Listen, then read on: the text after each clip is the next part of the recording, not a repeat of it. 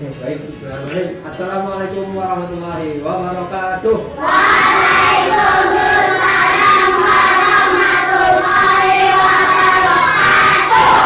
Ya. Apa kabar semuanya? Baik, alhamdulillah, luar biasa. Allahu Akbar, tetap semangat. Awali berdoa dulu. Tolong sekarang hari ini gantian. Yang penting doa tolong Angga. Tangan ditadahkan, kepala ditundukkan, berdoa mulai. Bismillahirrahmanirrahim. Walidu billahi rabba wa bil islami dina wa bi Muhammadin nabiyya wa rasulullah rabbi zidni ilma warzuqni fahma waj'alni minas sholihin rabbi sholli sadri wa yassir li amri wahlul 'uqdatam min lisani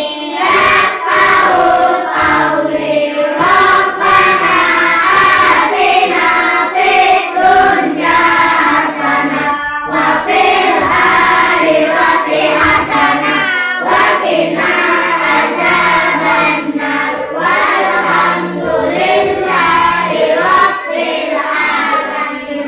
Oke, baik semua. Coba bertanya, siapa yang masih ingat pelajaran kita minggu lalu tentang apa? Iya, tentang berwudu. Nah, jadi hari ini kita akan melanjutkan pelajaran selanjutnya tentang tayamum. Diharapkan buat kalian semuanya hari ini dapat pertama mengemukakan pengertian tayamum dengan benar dan tepat. Yang kedua, dapat mengkategorikan jenis tayamum. Yang ketiga, menunjukkan rukun tayamum. Yang keempat, mengonsepkan pengertian tayamum. Yang kelima, mengonsepkan diperbolehkannya tayamum. Dan yang terakhir, mendemonstrasikan atau mempraktekkan karena di depan, mendemonstrasikan atau mempraktekkan tentang tata cara bertayamum di depan. Oke, baik. Sekarang kita masuk ke pembahasan. Coba lihat semuanya di layar. Jadi di sini ada gambar orang sedang tangannya itu sedang ke pasir. Yang kedua, dia sedang menyapu-nyapu. Yang ketiga baru mengusap ke muka. Sebelum itu, siapa yang tahu tentang pengertian tayamum? Oke, ya di sini. Tayamum pengertiannya adalah yaitu keringanan yang diberikan oleh Allah kepada kita ketika kita tidak mendapat air atau kesulitan mencari air untuk bersuci, maka dengan gantinya dengan cara bertayamum.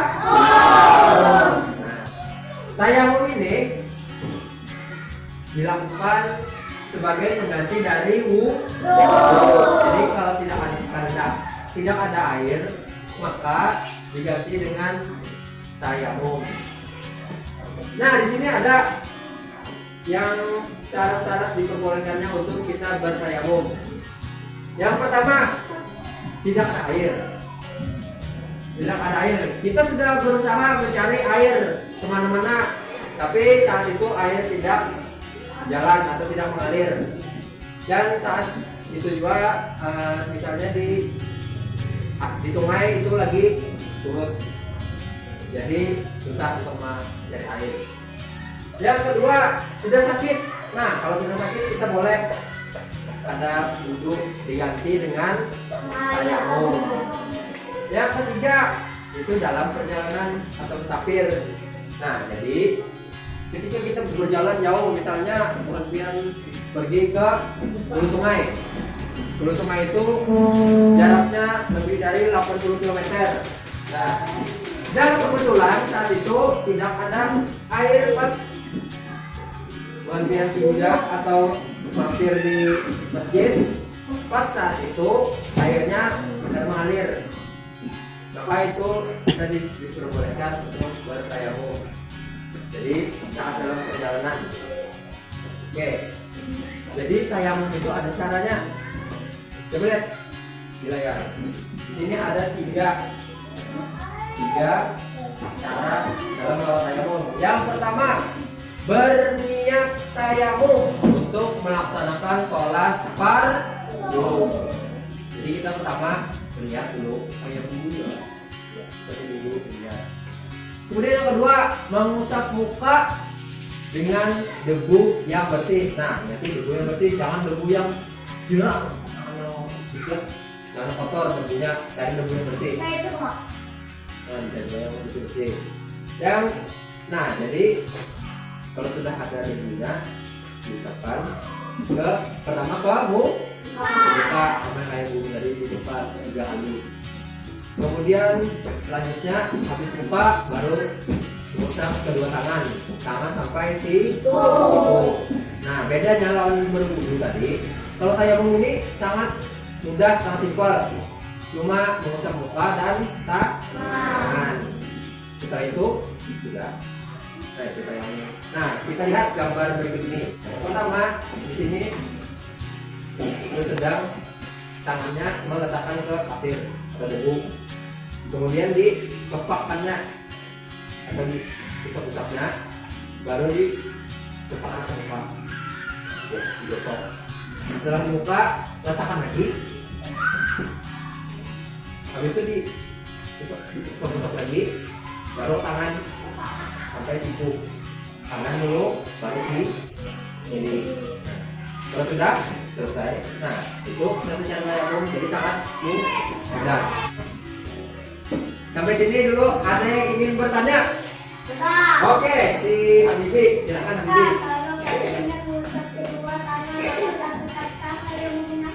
Nah, jadi Habibi, kalau kita akan ingat mengusap kedua tangan saat bertayamum, apakah tetap sah tayamumnya? Jawabannya apa? Ya, jadi tidak. Kenapa sah? Karena ada sampai memenuhi rukun tayamum. Rukun tayamum tadi ada niat, mengusap muka dan mengusap kedua tangan sampai siku. Jadi jawabannya tidak sah. Jadi harus rukunnya semuanya niat, kemudian mengusap muka dan mengusap kedua tangan sampai siku. Jangan sampai ketinggalan. Oke, baik. Terima kasih. Selanjutnya ada lagi yang ingin bertanya? Oke, silakan Bunda. Apakah boleh bertayamum walaupun masih ada air?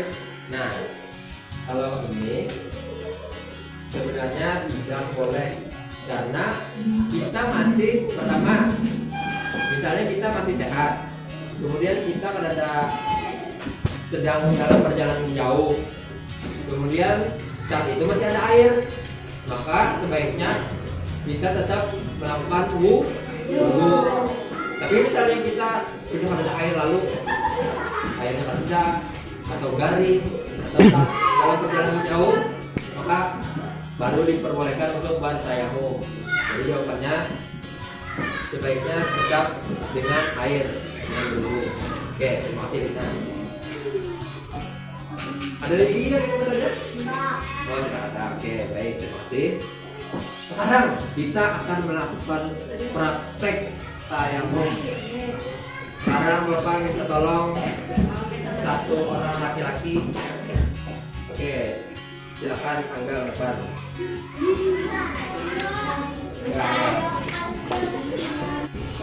Ini ada ukur. Ini dianggap sebagai debu. Turunnya berarti.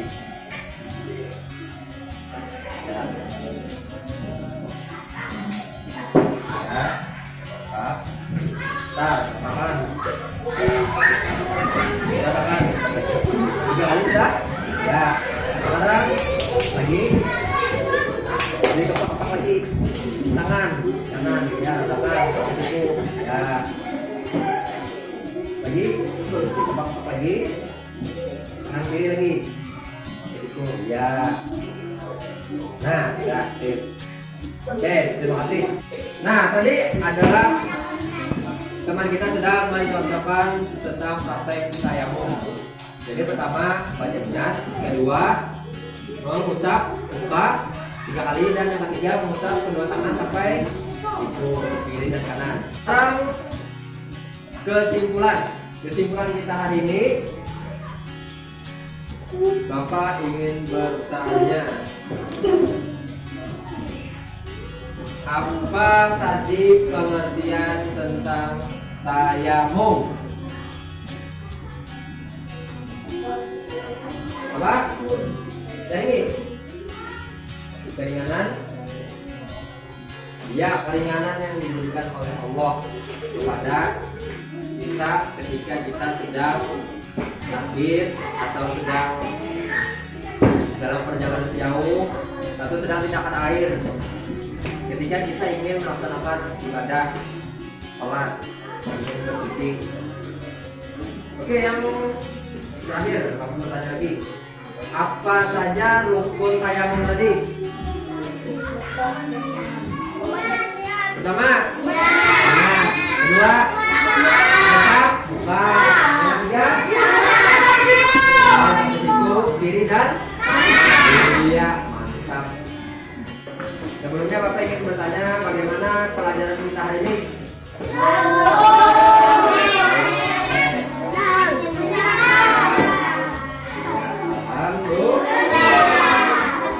Oke, baik. Alhamdulillah semuanya sudah paham. Sekarang sama-sama kita tutup pelajaran hari ini dengan berdoa bersama. Tolong dipimpin oleh saudara Ahmad. Tangan ditambahkan, kepala ditundukkan, berdoa mulai. Bismillahirrahmanirrahim. Walasmi innal insana lafi khusr illa alladzina amanu wa amilus sholihati wa tawassaw bil haqqi wa tawassaw bil sabri. Rabbana atina fid dunya hasanah wa fil akhirati hasanah wa qina adzabannar. Bismillahi tawakkaltu ala Allah, la haula wa la quwwata illa billah. Walhamdulillahi rabbil alamin. Oke, Bapak ucapkan terima kasih. Wassalamualaikum warahmatullahi wabarakatuh. Waalaikumsalam.